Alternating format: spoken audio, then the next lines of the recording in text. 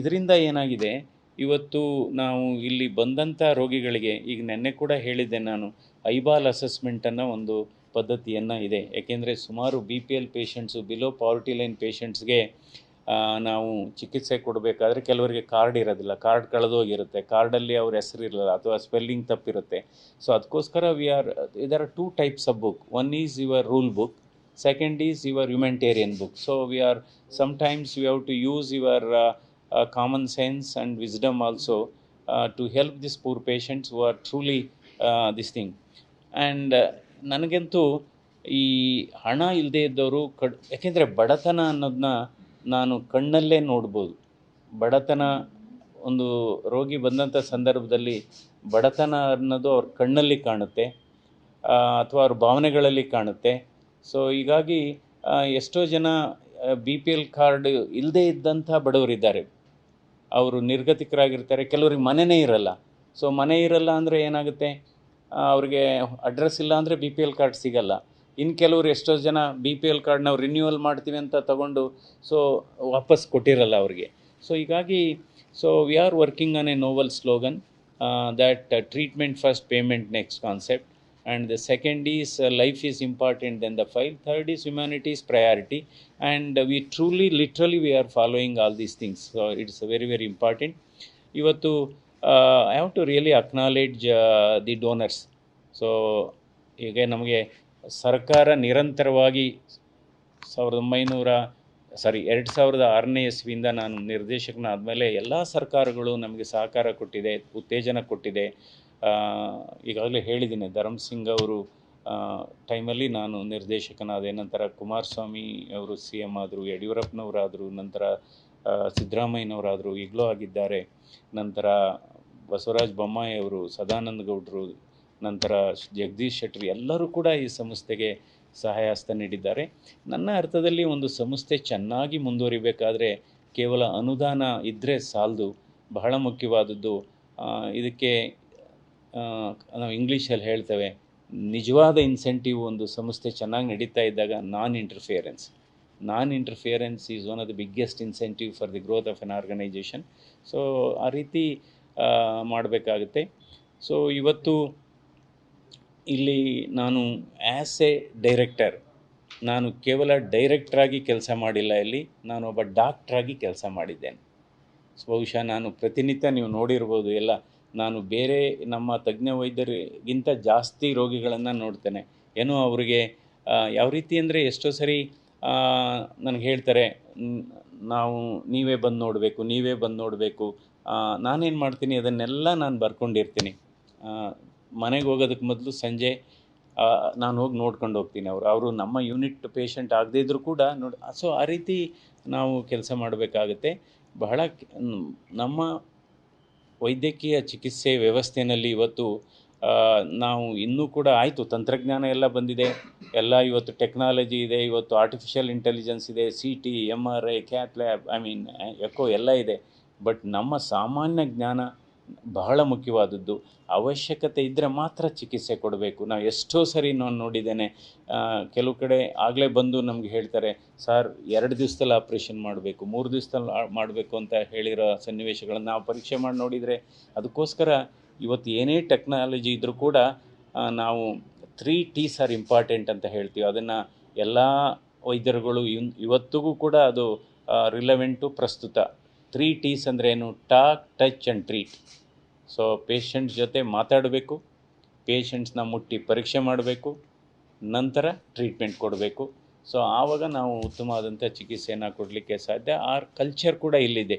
ಇನ್ನೊಂದು ವ್ಯವಸ್ಥೆಯನ್ನು ನಾವು ಮಾಡಿದ್ದೇವೆ, ಹುಟ್ಟಾಕಿದ್ದೇವೆ. ಇದು ಏನಂದರೆ, ಈಗ ಆಲ್ರೆಡಿ ಸರ್ಜರಿಗೆ ಅಡ್ಮಿಟ್ ಆಗಿರ್ತಾರೆ, ಯಾವುದೋ ಇಷ್ಟು ಪ್ರತಿದಿನ ಇವತ್ತು ಜಯದೇವ ಹೃದ್ರೋಗ ಸಂಸ್ಥೆಗೆ ಎಷ್ಟು 1,500ದಿಂದ 2,000 ಹೊರ ರೋಗಿಗಳು ಬರ್ತಾ ಇದ್ದಾರೆ. ಅದು ಒತ್ತಡ ಜಾಸ್ತಿ ಆಗಿದೆ. ಇವತ್ತು ಆಯುಷ್ಮಾನ್ ಭಾರತ್ ಇವತ್ತು ಏನು ಸ್ಕೀಮ್ ಇದೆ, ಆಯುಷ್ಮಾನ್ ಭಾರತ್ ಸ್ಕೀಮಲ್ಲಿ ಅದರಲ್ಲಿ ಅದು ರಿವೈಸ್ ಆಗಬೇಕಾಗಿದೆ. ಪ್ಯಾಕೇಜ್ ರೇಟ್ಸು ಏನಾಗಿದೆ, ಇವತ್ತು ಆಯುಷ್ಮಾನ್ ಭಾರತ್ ಜಾರಿಗೆ ಬಂದು ನಮ್ಮಲ್ಲಿ 5 ವರ್ಷ ಆಗಿದೆ, ಅದರ ರೇಟ್ಸು ರಿವೈಸ್ ಆಗಿಲ್ಲ. And it's not even meeting the actuals. ಈಗ ನಮಗೆ ಸುಮಾರು 2.5 ಲಕ್ಷ ಖರ್ಚಾದರೆ ಅದರಿಂದ ಬರ್ತಾ ಇರೋದು 1.25 ಲಕ್ಷ. ಸೊ ಹೀಗಾಗಿ ನಮ್ಮ ಮೇಲೆ ಒತ್ತಡ. ಅದಕ್ಕೋಸ್ಕರ ನಾವು ಹಲವಾರು ದಾನಿಗಳಿಂದ ಹಣವನ್ನು ಪಡೆದು ನಾವು ಈ ಗ್ಯಾಪನ್ನು ನಾವು ಫಿಲಪ್ ಮಾಡ್ತಾ ಇದ್ದೇವೆ. ಈಗೇನಾಗಿದೆ, ಆಯುಷ್ಮಾನ್ ಭಾರತ್ ಸ್ಕೀಮು ಒಂದು ಕವರೇಜು ಏನು ಜನರಲ್ಲಿ ಒಂದು ತಪ್ಪು ಸಂದೇಶ ಹೋಗಿದೆ ಆಯುಷ್ಮಾನ್ ಭಾರತ್ ಸ್ಕೀಮಿಂದ. ಏನು ಅಂದರೆ 5 ಲಕ್ಷದ ತನಕ ಕವರೇಜ್ ಇದೆ ಅಂತ. ಆದರೆ 5 lakh coverage not for one patient, ಅದು ಸಿಂಗಲ್ ಪೇಷಂಟ್ಗಲ್ಲ, ಎಂಟೈರ್ ಫ್ಯಾಮಿಲಿಗೆ.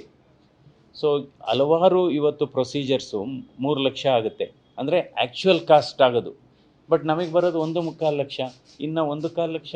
So there is a need to revise Ayushman Bharat scheme. ಆಮೇಲೆ ಕೆಲವು ಪ್ರೊಸೀಜರ್ಸ್ ಇನ್ನೂ ಇನ್ಕ್ಲೂಡೇ ಆಗಿಲ್ಲ.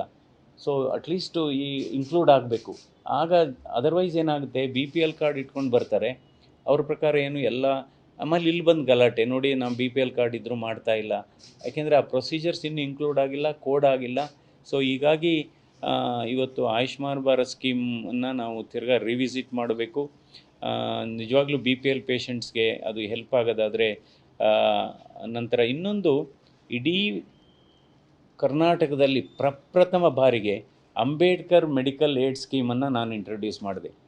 ಪರಿಶಿಷ್ಟ ಜಾತಿ ಪರಿಶಿಷ್ಟ ಪಂಗಡದವರಿಗೆ ministry of social justice and ಎಂಪವರ್ಮೆಂಟಿಂದ ಅವರಿಗೆ ಆಲ್ಮೋಸ್ಟ್ ಅಪ್ ಟು 1 ಲಕ್ಷ ತನಕ ಫ್ರೀಯಾಗಿ ಬರುತ್ತೆ. ಸೊ ಈ ರೀತಿ ನಾವು ವ್ಯವಸ್ಥೆಯನ್ನು ಬದಲಾವಣೆ ಮಾಡಿದ್ದೇವೆ. ಹಾಗೆಯೇ ಇದು ಇಲ್ಲೂ ಕೂಡ ಅಷ್ಟೇ, 650 ಬೆಡ್ ಇತ್ತು ಮೊದಲು, ಸಾಲ್ತಾ ಇರಲಿಲ್ಲ. ನಿಜವಾಗ್ಲೂ ಏನು ದೇವ್ರು ಕಳಿಸಿದ್ರು ಅನಿಸುತ್ತೆ ಸುಧಾಮೂರ್ತಿಯವರು, ನಾರಾಯಣ ಮೂರ್ತಿಯವರನ್ನು.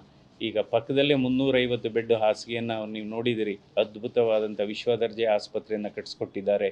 ಸೊ ನಮ್ಮ ಈ ದಾನಿಗಳ ಪಟ್ಟಿಯಲ್ಲಿ ಹಲವಾರು ಇದ್ದಾರೆ. ಧರ್ಮಸ್ಥಳದ ವೀರೇಂದ್ರ ಹೆಗ್ಡೆ ಅವರು ಇದ್ದಾರೆ, ಆದಿಪರಾಶಕ್ತಿ ಟ್ರಸ್ಟ್ ಇದೆ, needy heart foundation, Harvard foundation, then happy heart, Rotary, Lions, ಸುಮಾರು 45ರಿಂದ 50 ದಾನಿಗಳು, ಸಂಘ ಸಂಸ್ಥೆಗಳು ನಮಗೆ ಕೆಲಸ ಮಾಡ್ತಾಯಿದೆ. ಬಟ್ ಇದಕ್ಕೆಲ್ಲ ಏನಪ್ಪ ಅಂದರೆ, ಒಂದು ನಾವು ತಂತ್ರಜ್ಞಾನದಲ್ಲೂ ನಾವು ಹಿಂದೆ ಬಿದ್ದಿಲ್ಲ. ಇವತ್ತು ಪ್ರಪಂಚದಲ್ಲಿ ಯಾವ್ಯಾವ ತಂತ್ರಜ್ಞಾನ ಇದೆ, ಯಾವ್ಯಾವ ಹೊಸ ಡಿವೈಸಸ್ ಇದೆ, ಎಲ್ಲ ಜಯದೇವ ಹೃದ್ರೋಗ ಸಂಸ್ಥೆಯಲ್ಲಿದೆ. ಎಲ್ಲ ಅದು ತುಂಬ ಟೆಕ್ನಿಕಲ್ ಆಗುತ್ತೆ ಹೇಳ್ತಾ ಹೋದರೆ. ಸೊ ಹಾಗಾಗಿ ಯಾವುದೇ ಒಂದು ವ್ಯತ್ಯಾಸ ಇಲ್ಲ. ಇಲ್ಲಿ ಸ್ಪೆಷಲ್ ವಾರ್ಡ್ ಮಾಡಿದ್ದೇವೆ, ಡಿಲೆಕ್ಸ್ ವಾರ್ಡ್ ಮಾಡಿದ್ದೇವೆ. ನಂತರ ಇದು ಎಲ್ಲ ಜನ ಕೂತ್ಕೊಂಡು ಹೊರಗಡೆ ಒಂದು ಆ ಕಾನ್ಸೆಪ್ಟ್ ಮಾಡಿದ್ದೇವೆ. ಅಲ್ಲೊಂದು ಕಾಫಿ ಶಾಪ್ ಅಂತ ಮಾಡಿದ್ದೇವೆ ಕೂತ್ಕೊಂಡು ಇದು ಮಾಡಲಿಕ್ಕೆ. ಸೊ ಹಾಗಾಗಿ ನಾವು ಜನರ ಮಧ್ಯೆ ಓಡಾಡ್ತಾ ಇರ್ಬೇಕು. ಒಬ್ಬ ನಿರ್ದೇಶಕನಾಗಿ ಕೆಲಸ ಮಾಡ್ತಕ್ಕಂಥ ಸಂದರ್ಭದಲ್ಲಿ ನೀವು ಜನರ ರೋಗಿಗಳ ಮಧ್ಯೆ ಇದ್ದರೆ ನಿಮಗೆ ಅವರ ಸಮಸ್ಯೆ ಅರಿಯುತ್ತೆ. ಆಗ ನಾವು ಉತ್ತಮ ಚಿಕಿತ್ಸೆಯನ್ನು ಕೊಡಲಿಕ್ಕೆ ಸಾಧ್ಯವಾಗುತ್ತೆ. ಸೊ ಮೈಸೂರು ಜಯದೇವದು ನೆನ್ನೆ ಕೂಡ ಹೇಳಿದ್ದೀನಿ ನಾನು. ಅದು ಕನ್ಸ್ಟ್ರಕ್ಷನ್ ಮಾಡೋ ಟೈಮಲ್ಲಿ 65 ಸರಿ ನಾನು ಹೋಗಿದ್ದೀನಿ. 65 ಸರಿ ಮೈಸೂರು ಜಯದೇವ ಕನ್ಸ್ಟ್ರಕ್ಷನ್ನು. ಕೆಲವರೆಲ್ಲ ಹೇಳಿದರು, ನೀವು ನಿಮ್ಮ ಸ್ವಂತ ಆಸ್ಪತ್ರೆ ಕಟ್ತಾ ಇದ್ದೀರಾ ಅಥವಾ ಸರ್ಕಾರಿ ಆಸ್ಪತ್ರೆ ಕಟ್ತಾ ಇದ್ದೀರಾ ಅಂತ. ಇಲ್ಲ, ನಾವಿರೋ ತನಕ ಇದು ನಮ್ಮ ಸ್ವಂತ ಆಸ್ಪತ್ರೆ ಅಂತಲೇ ನಾವು ಭಾವಿಸಬೇಕು. ಸೊ ಹೀಗಾಗಿ ನಾವು ಒಂದು ಅಂದರೆ ಈ 17 ವರ್ಷ ಕೆಲಸ ಮಾಡತಕ್ಕಂಥ ಸಂದರ್ಭದಲ್ಲಿ ನನಗೆ ಈಗ ನೀವು ಕೇಳ್ತಾ ಇದ್ದೀರಿ, ಈ ಥರ ಎಲ್ಲ ಹೇಳ್ತಾ ಇದ್ದಾರೆ. ಸೊ ನನಗೆ ಗೊತ್ತಿಲ್ಲ, ನಾನು ಕಂಟಿನ್ಯೂಯಸ್ ಆಗಿ ಕೆಲಸ ಮಾಡಿದ್ದೇನೆ. ಕಂಟಿನ್ಯೂಯಸ್ ಆಗಿ ನಾನು ಡೈರೆಕ್ಟ್ರಾಗೂ ಮಾಡಿದ್ದೀನಿ ಕೆಲಸ, ಡಾಕ್ಟ್ರಾಗೂ ಮಾಡಿದ್ದೀನಿ, ಇಂಜಿನಿಯರಿಂಗ್ ಆಗೂ ಕೆಲಸ ಮಾಡಿದ್ದೀನಿ, ಆರ್ಕಿಟೆಕ್ಟ್ ಆಗೂ ಕೆಲಸ ಮಾಡಿದ್ದೀನಿ, ಫಿಲಾಂಥ್ರಫಿಸ್ಟ್ ಆಗೂ ಕೆಲಸ ಮಾಡಿದ್ದೀನಿ. ಸೊ ಹೀಗಾಗಿ ಒಂದು ತೃಪ್ತಿ ಇದೆ. ಯಾಕೆಂದರೆ ನಾನು ಹಲವಾರು ಸಮ್ಮೇಳನಗಳಿಗೆ ಹೋದಂಥ ಸಂದರ್ಭದಲ್ಲಿ ನಾವು ಬೇರೆ ಬೇರೆ ರಾಜ್ಯಕ್ಕೆ, ಮಂಜು ನೀವು ಒಂದು ಪುಸ್ತಕ ಬರೀರಿ, ಯಾಕೆಂದರೆ ಇದು ಮುಂದಿನ ಪೀಳಿಗೆಗೆ ಅನುಕೂಲ ಆಗುತ್ತೆ. ಒಂದು ಸರ್ಕಾರಿ ಆಸ್ಪತ್ರೆನ ಯಾವ ರೀತಿ ಅಡ್ಮಿನಿಸ್ಟ್ರೇಷನ್ ಕೊಡ್ಬೋದು, ಯಾವ ರೀತಿ ಬದಲಾವಣೆ, ಯಾವ ರೀತಿ ರಿಫಾರ್ಮ್ಸ್ ತರ್ಬೋದು ಅನ್ನುವ ಮಾತನ್ನು ಹಲವಾರು ಸ್ನೇಹಿತರು ಹೇಳಿದ್ದಾರೆ. ಸೊ ನೋಡೋಣ, ಯಾವಾಗಲಾದರೂ ಒಂದು ಪುಸ್ತಕ ಬರೀಬೇಕಾಗುತ್ತೆ. ಅಂದರೆ ಜಯದೇವ ಹೃದ್ರೋಗ ಆಸ್ಪತ್ರೆಯ ಮಾದರಿ ಏನಿದೆ ಅಂದರೆ, ಗುಣಮಟ್ಟದ ಚಿಕಿತ್ಸೆಯನ್ನು ಕಡಿಮೆ ದರದಲ್ಲಿ, ರಿಯಾಯಿತಿ ದರದಲ್ಲಿ ಕೊಡ್ತಕ್ಕಂಥ ಈ ಮಾದರಿಯನ್ನು ಇವತ್ತು ಹಲವಾರು ಏಜೆನ್ಸೀಸು, ಸಂಸ್ಥೆಗಳು ಕೂಡ ಮೆಚ್ಚುಗೆ ವ್ಯಕ್ತಪಡಿಸಿದ್ದಾರೆ. ಇಂಡಿಯನ್ ಇನ್ಸ್ಟಿಟ್ಯೂಟ್ ಆಫ್ ಮ್ಯಾನೇಜ್ಮೆಂಟ್ ಅವರು ಒಂದು ಸ್ಟಡಿನೇ ಮಾಡಿದ್ದಾರೆ. ಅವರು turn around of a public hospital number 1, London School of Economics, Yale University of United States, leadership school of Singapore, ಇವರೆಲ್ಲ ಸ್ಟಡಿ ಮಾಡಿ ಈ ರೀತಿ ಮಾಡಬೇಕು ಅಂತ ಹೇಳಿದ್ದಾರೆ. Of course Barack Obama former president ಕೂಡ ಜಯದೇವ ಆಸ್ಪತ್ರೆ ಬಗ್ಗೆ ಮೆಚ್ಚುಗೆ ವ್ಯಕ್ತಪಡಿಸಿ ಅವ್ರದ್ದು ಅಮೇರಿಕನ್ ಇದು ಒಬಾಮಾ ಹೆಲ್ತ್ ಕೇರಲ್ಲಿ ಇದನ್ನು ಅಳವಡಿಸ್ಕೊಂಡಿದ್ದಾರೆ. ಯಾಕೆಂದರೆ ಅಮೇರಿಕಾದಲ್ಲಿ ಇನ್ಶೂರೆನ್ಸ್ ಇಲ್ಲ ಅಂದರೆ ಟ್ರೀಟ್ಮೆಂಟೇ ಇಲ್ಲ. ಸೊ ಅಲ್ಲೂ ಕೂಡ ಇನ್ಶೂರೆನ್ಸ್ ಇಲ್ಲದೇ ಇದ್ದವ್ರಿಗೆ ಏನಾದ್ರು ಮಾಡಲಿಕ್ಕೆ ಸಾಧ್ಯವಾ? So that's where somewhere we have stimulated, we have contributed something to the American healthcare system. So ಹೀಗಾಗಿ ಕೆಲಸ ಮಾಡಿದೆ. ನಂತರ ನಮ್ಮ ಇಲ್ಲಿ credit goes to every employee of this organization. Credit goes to every employee of this organization. So ಆಮೇಲೆ ಇದು ನಮ್ಮ ಎಲ್ಲರನ್ನೂ ನೆನ್ಕೋಬೇಕಾದಂಥ ಸಂದರ್ಭ. ಯಾಕೆಂದರೆ ನಮ್ಮ ಫೌಂಡರ್ ಡೈರೆಕ್ಟರ್ ಡಾಕ್ಟರ್ ಡಿ ಚಿನ್ನಯ್ಯನವರು ಆ ಕಾಲದಲ್ಲಿ ಪಾಪ ಅವರು ಇದನ್ನು ಹುಟ್ಟಾಕದೇ ಇದ್ದರೆ ಈ ಥರ ಆಗ್ತಾಯಿರಲಿಲ್ಲ. I have to really acknowledge the founder director doctor D Chinnaiah. ನಂತರ ಬಂದಂಥ ಎಲ್ಲ ನಿರ್ದೇಶಕರು ಅವರ ಇತಿಮಿತಿಯಲ್ಲೇ ಅವರ ಸಾಧನೆ ಮಾಡಿದ್ದಾರೆ. ನಂತರ ಡಾಕ್ಟರ್ ಗುರಪ್ಪ ಅಂತ ಬಂದರು, ನಂತರ ಡಾಕ್ಟರ್ ಚಿಕ್ಕಲಿಂಗೇಗೌಡರು, ಡಾಕ್ಟರ್ ಪ್ರಭುದೇವ್ ಅವರು. ಸೊ ಆದರೆ ಇದು ನಿಜವಾಗ್ಲೂ ಬೂಮ್ ಅಂತ ಹೇಳ್ತೀವಲ್ಲ, ಬೂಮ್ ಆಗಿದ್ದು ನಮ್ಮ ಅವಧಿ ಅಂತ ಹೇಳ್ತಾರೆ. ಬೂಮ್ ಆಗಿದ್ದು ಯಾಕೆಂದರೆ ಹಾಸಿಗೆ ಸಾಮರ್ಥ್ಯ ಆಯಿತು. ಇವತ್ತು ಇವತ್ತು ಯುರೋಪಿಯನ್ ಹಾರ್ಟ್ ಜರ್ನಲ್ ಅಂದ್ಬಿಟ್ಟು ಒಂದು ಪ್ರತಿಷ್ಠಿತ ಜರ್ನಲ್ ಇದೆ. ಆ ಜರ್ನಲಲ್ಲಿ ಜಯದೇವ ಹೃದ್ರೋಗ ಸಂಸ್ಥೆ ಒಂದು ಈ ವಿಶ್ವದ ಒಂದು ಪ್ರತಿಷ್ಠತೆ ಸಂಸ್ಥೆ ಅಂತ ಅದರಲ್ಲಿ ಉಲ್ಲೇಖ ಆಗಿದೆ. It's a centre of excellence ಅಂತ ಒಂದಾಗಿದೆ. ಅದು ಕೂಡ ಒಂದು ಮನಸ್ಸಿಗೆ ನೆಮ್ಮದಿಯನ್ನು ತರುವಂಥದ್ದು. All India institute of medical science ಜೂನಲ್ಲಿ all India institute of medical science visited Jayadeva and they studied our administrative model and patient friendly methodology and procedures. ಅದನ್ನು ಮಾಡಿ ನಾವು ಜಯದೇವ ಹೃದ್ರೋಗ ಸಂಸ್ಥೆಯಲ್ಲಿ ಇರ್ತಕ್ಕಂಥ ಈ ಮಾಡೆಲ್ ಏನಿದೆ, patient friendly model, Manjunath model, that's what they were telling. ಇದನ್ನು ನಾವು we have to you have to replicate in Delhi AIIMS ಅಂತ ಅವರು ಅಂದರು. ಕೊನೆಗೆ it is a tough job. ಸರ್ಕಾರದ ವ್ಯವಸ್ಥೆಯಲ್ಲಿ ನಾವು ಈ ಚೌಕಟ್ಟಿನಲ್ಲಿ ಕೆಲಸ ಮಾಡಬೇಕಾಗುತ್ತೆ. ನನ್ನ ಅರ್ಥದಲ್ಲಿ ಒಂದು ಆಸ್ಪತ್ರೆ, ಸರ್ಕಾರಿ ಆಸ್ಪತ್ರೆಗಳು ಚೆನ್ನಾಗಿ ಕೆಲಸ ಮಾಡಬೇಕಾದ್ರೆ ಯಾಕೆಂದರೆ ಅಲ್ಟಿಮೇಟ್ಲಿ ಈಗ ಏರೋಪ್ಲೇನು ಲೇಟೆಸ್ಟ್ ಮಾಡೆಲ್ ಇರ್ಬೋದು, ಆದರೆ ಪೈಲಟ್ ಸರಿ ಇಲ್ಲ ಅಂದರೆ ಹೇಳೋಕ್ಕಾಗೋದಿಲ್ಲ. ಅದೇ ರೀತಿ ಪೈಲಟ್ ಸರಿ ಇರಬೇಕಾಗುತ್ತೆ.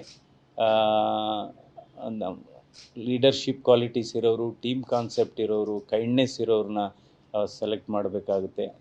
ಇದೊಂದಕ್ಕೆ ಜಯದೇವಗೆ ಅಂತಲ್ಲ, ಎಲ್ಲ ಸರ್ಕಾರಿ ಆಸ್ಪತ್ರೆಗಳಿಗೆ. ನಂತರ ಒಂದು ಅಧಿಕಾರ ವಿಕೇಂದ್ರೀಕರಣನೂ ಇರಬೇಕು. ಕೆಲವು ಪವರ್ಸ್ ಕೊಡಬೇಕಾಗುತ್ತೆ. ಆಡಿಟ್ ಆಗಲಿ ಸಂತೋಷ. So this is how we can improve our health care system. And ಅಂದರೆ ಈಗ ಇರತಕ್ಕಂಥ ಆಸ್ಪತ್ರೆಗಳನ್ನು ಹೆಚ್ಚು ಸ್ಟ್ರೆಂಥನ್ ಮಾಡಬೇಕು. ಈಗ ನಮ್ಮಲ್ಲಿ ಕೊರತೆ ಇರೋದು ಮ್ಯಾನ್ ಪವರ್. ಜಯದೇವದಲ್ಲ, ಜನರಲ್ಲಾಗಿ ಹೇಳ್ತಾ ಇದ್ದೀನಿ, ಜಯದೇವದಲ್ಲಿ ಕೊರತೆ ಇಲ್ಲ. ಸೊ ಜಯದೇವದಲ್ಲಿ ಕೊರತೆ ಇಲ್ಲ ಆ ಥರ. ಬಟ್ ಜನರಲ್ಲಾಗಿ ಹೇಳಬೇಕಾದ್ರೆ ನಾವು you have to strengthen our health care system. ಬೆಂಗಳೂರಲ್ಲಿ ನನ್ನ ಭವಿಷ್ಯದಲ್ಲಿ ಇವತ್ತು ಬೆಂಗಳೂರು 1.5 ಕೋಟಿ ಪಾಪ್ಯುಲೇಷನ್ ಇದೆ. ಸೊ ಬೆಂಗಳೂರಿನ 4 east, west, north and south ಒಂದು ಮಲ್ಟಿ ಸ್ಪೆಷಾಲಿಟಿ ಆಸ್ಪತ್ರೆಗಳು ಬರಬೇಕು ಅಂತ ನನ್ನ ಅನಿಸಿಕೆ. ಅಂದರೆ ಮಲ್ಟಿ ಸ್ಪೆಷಾಲಿಟಿ ಹಾಸ್ಪಿಟ್ಲ್ಗಳು. ಯಾಕೆಂದರೆ ಇವತ್ತು ಹೊಸಕೋಟೆಯಿಂದ ಇಲ್ಲಿಗೆ ಬರೋದಕ್ಕೆ ನೀವು ತಿರುಪತಿಗೆ ಹೋಗ್ಬೋದು, ಬಟ್ ಇಲ್ಲಿಗೆ ಬರೋಕ್ಕಾಗೋದಿಲ್ಲ. So we need all those system. ಇನ್ನೊಂದು ಇವತ್ತು ಹೃದಯಘಾತ ಏನಾಗಿದೆ, ಒಂದು ಕಾಲ ಇತ್ತು, ಹಿಂದೆ ಮಕ್ಕಳು ತಂದೆ ತಾಯಿಗಳನ್ನ ಚಿಕಿತ್ಸೆಗೆ ಕರ್ಕೊಬರ್ತಾಯಿದ್ರು. ಇವತ್ತು ತಂದೆ ತಾಯಿಗಳು ಮಕ್ಕಳನ್ನು ಈ ಕಾಯಿಲೆಗೆ ಕರ್ಕೊಂಬರ್ತಾ ಇದ್ದಾರೆ. ಸೊ ಇವತ್ತು ನಮ್ಮ ಭಾರತ ದೇಶದಲ್ಲಿ 30% ಹೃದಯಾಘಾತಗಳು 45 ವರ್ಷಕ್ಕಿಂತ ಚಿಕ್ಕವರಿಗಾಗ್ತಾಯಿದೆ. ನಾವು ಒಂದು ಅಧ್ಯಯನ ಕೂಡ ಮಾಡಿದ್ದೆ ಮೊನ್ನೆ, 18 year old girl heart attack ಆಗಿದೆ. ಸೊ ಹೀಗಾಗಿ ನಾವು ಈ ಹಾರ್ಟ್ ಅಟ್ಯಾಕ್ ಟ್ರೀಟ್ಮೆಂಟನ್ನು ಕೂಡ ಇವತ್ತು ಜಯದೇವ ಹೃದ್ರೋಗ ಸಂಸ್ಥೆಯ ಮೂಲಕ ನಾವು ಇದನ್ನು ಸುಮಾರು 45 ತಾಲೂಕು ಆಸ್ಪತ್ರೆಗಳಲ್ಲಿ ಜಯದೇವ ಹೃದ್ರೋಗ ಸಂಸ್ಥೆ ಮತ್ತು ಹೆಲ್ತ್ ಡಿಪಾರ್ಟ್ಮೆಂಟ್ ಜೊತೆ ಈ ಜಾಯಿಂಟ್ ವೆಂಚರ್ ಅಂತ ಮಾಡಿ ಇವತ್ತು 45 ತಾಲೂಕಿನಲ್ಲಿ ಇವತ್ತು ಹೃದಯಾಘಾತಕ್ಕೆ ಪ್ರಾಥಮಿಕ ಚಿಕಿತ್ಸೆಯನ್ನು ಪ್ರಾರಂಭ ಮಾಡಿದ್ವಿ. This is called hub and spoke model. ಇದನ್ನು 90 ತಾಲೂಕಿಗೆ ವಿಸ್ತರಿಸುವ ಚಿಂತನೆ. ಆಲ್ರೆಡಿ ಅದು ಚಾಲ್ತಿಯಲ್ಲಿದೆ. ಇನ್ನೇನು ಬಹುಶಃ ಅದಕ್ಕೆ ಟೆಂಡರ್ ಎಲ್ಲ ಕರೆದಿದ್ದಾರೆ. ಇದರ ಮೂಲ ಉದ್ದೇಶ ಅಂದರೆ ಹೃದಯಾಘಾತ ಆದಂಥ ಸಂದರ್ಭದಲ್ಲಿ ನಾವು ಎಷ್ಟು ಬೇಗ ಚಿಕಿತ್ಸೆ ಕೊಡ್ತೇವೋ ಅಷ್ಟು ಬೇಗ ರೋಗಿ ಚೇತರಿಕೆ ಆಗುತ್ತೆ, ಸಾವಿನ ಪ್ರಮಾಣ ಕಡಿಮೆ ಆಗುತ್ತೆ. ಇವಾಗ ಏನಾಗುತ್ತೆ, ಪ್ರತಿ 30 ನಿಮಿಷ ನಾವು ಚಿಕಿತ್ಸೆ ಕೊಡ್ತಕ್ಕಂಥ 30 ನಿಮಿಷ ಚಿಕಿತ್ಸೆ ಕೊಡ್ತಕ್ಕಂಥದ್ದು ವಿಳಂಬ ಆದರೆ death risk increases by 7%. For every 30 minutes of delay death risk increases by 7%. ಅದಕ್ಕೋಸ್ಕರ ಇದು ಹಬ್ ಆ್ಯಂಡ್ ಸ್ಪೋಕ್ ಮಾಡೆಲ್ ಅಂದರೆ ಈ 45 ತಾಲೂಕು, ಇನ್ನು ಮುಂದೆ 90 ತಾಲೂಕುಗಳಲ್ಲಿ Gulbarga division, Belagavi division, Mysuru division ಮತ್ತು ಬೆಂಗಳೂರು ಡಿವಿಷನ್ ಎಲ್ಲ ಸೇರಿ 90 ತಾಲೂಕುಗಳಲ್ಲಿ ಈ ಹೃದಯಾಘಾತದ ಚಿಕಿತ್ಸೆ ಅಂದರೆ ಅವರು ಹೆಪ್ಪುಗಟ್ಟಿದ ರಕ್ತವನ್ನು ಕರಗಿಸ್ಲಿಕ್ಕೆ ಒಂದು ಮೆಡಿಸಿನ್ ಕೊಡ್ತೇವೆ, ಟೆನೆಕ್ಟಿಪ್ಲೇಸ್ ಅಂತ. ಅದು ಕೊಟ್ಟರೆ ಯಾಕೆಂದರೆ ಈ ಹೃದಯಾಘಾತದ ಚಿಕಿತ್ಸೆ ಆ ಗೋಲ್ಡನ್ ಅವರಲ್ಲೇ ಆಗಬೇಕು, ಫಸ್ಟ್ ಫ್ಯೂ ಅವರ್ಸಲ್ಲಿ ಅದಾಗಬೇಕಾಗುತ್ತೆ. ಸೊ ಈ ಮೆಡಿಸಿನ್ನ ಕೊಟ್ಟು ಅವ್ರನ್ನ ಸ್ಟೆಬಿಲೈಸ್ ಮಾಡಿ ನಂತರ ಆ್ಯಂಜಿಯೋಗ್ರಾಮ್ ಆ್ಯಂಜಿಯೋಪ್ಲಾಸ್ಟಿಗೆ ನಿಯರೆಸ್ಟ್ ಟೆರ್ಷರಿ ಕೇರ್ಗೆ ಶಿಫ್ಟ್ ಮಾಡ್ತಾರೆ. ಇದರಿಂದ ಸಮಯ ಉಳಿಯುತ್ತೆ. ಸೊ ಬಿಕಾಸ್ ಹಾರ್ಟ್ ಅಟ್ಯಾಕ್ ಯಾವಾಗಲೂ ಅದು ನಮಗೋಸ್ಕರ ವೆಯ್ಟ್ ಮಾಡೋದಿಲ್ಲ. ಸೊ ಹೀಗಾಗಿ ಇದರಿಂದ ಸಾವಿರಾರು ಹೃದಯಾಘಾತದ ರೋಗಿಗಳನ್ನು ನಾವು ಸೇವ್ ಮಾಡಲಿಕ್ಕೆ ಇದಾಗುತ್ತೆ. So hub and spoke model ಇದೇ ಮಾಡೆಲ್ಲು ಬ್ರೈನ್ ಸ್ಟ್ರೋಕ್ಗೂ ಅಪ್ಲೈ ಆಗುತ್ತೆ. ಬ್ರೈನ್ ಸ್ಟ್ರೋಕ್, ಇಸ್ಕೆಮಿಕ್ ಸ್ಟ್ರೋಕ್ಗೂ ಕೂಡ ಅರ್ಥ ಆಗುತ್ತೆ. ಯಾಕೆಂದರೆ ನೀವು ಹೃದಯಾಘಾತ ಆದ 12 ಗಂಟೆ ಮೇಲೆ ಇದೇನಾದ್ರು ಚಿಕಿತ್ಸೆ ಕೊಡೋಕ್ಕೆ ಹೋದರೆ ಅಷ್ಟೊತ್ತು ಹಾರ್ಟ್ ಡ್ಯಾಮೇಜ್ ಆಗೋಗಿರುತ್ತೆ, ಪ್ರಯೋಜನ ಆಗೋದಿಲ್ಲ. So that is the whole concept of giving early treatment. ಯಾಕೆಂದರೆ ಎಲ್ಲ ಕಡೆ ಆ್ಯಂಜಿಯೋಪ್ಲಾಸ್ಟಿ ಸ್ಟೆಂಟ್ ಮಾಡೋ ಫೆಸಿಲಿಟೀಸ್ ಇರೋದಿಲ್ಲ.